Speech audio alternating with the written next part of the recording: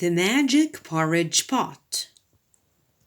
Once upon a time, there was a little girl who lived with her mother, who was a widow.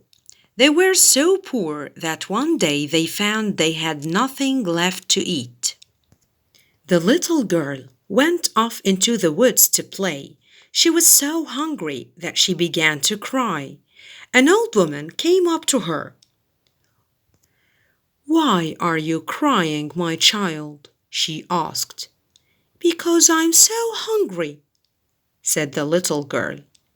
"Then you shall be hungry no more," said the old woman.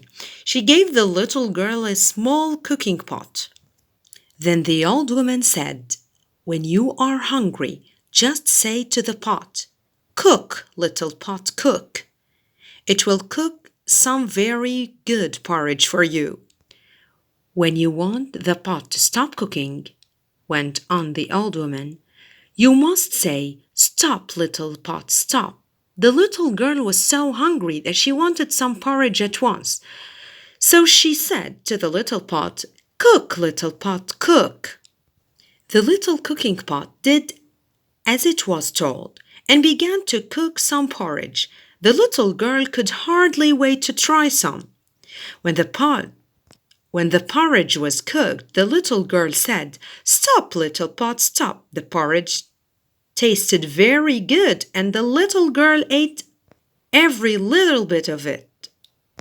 The little girl ran home with the cooking pot to her mother and told her what the old woman had said.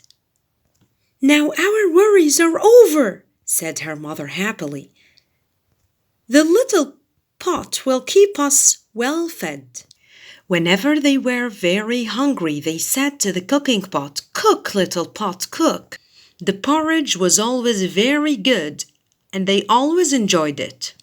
One day, the little girl went out for a walk. While she was out, her mother felt hungry, so she said, "Cook, little pot, cook."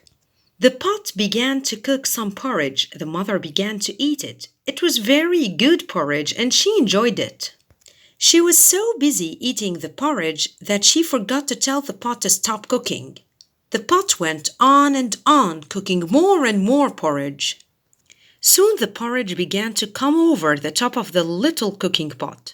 When the mother saw this, she knew that she must tell the pot to stop cooking, but she had forgotten the words.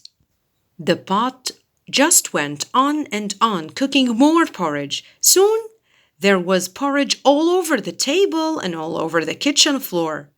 And still the little pot went on, cooking more and more porridge.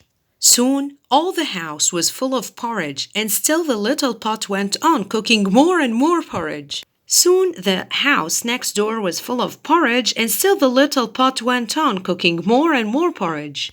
Soon all the houses in the street were full of porridge, and still the little pot went on, cooking more and more porridge. Soon nearly all the streets in the town were full of porridge, and still the little pot went on, cooking more and more porridge.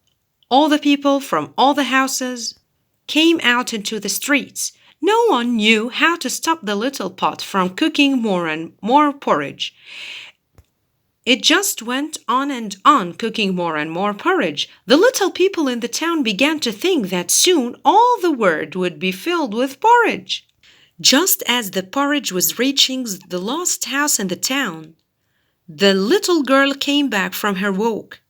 At first, she could not tell what had happened to the town. "Please stop the little pot from cooking any more porridge," cried her mother.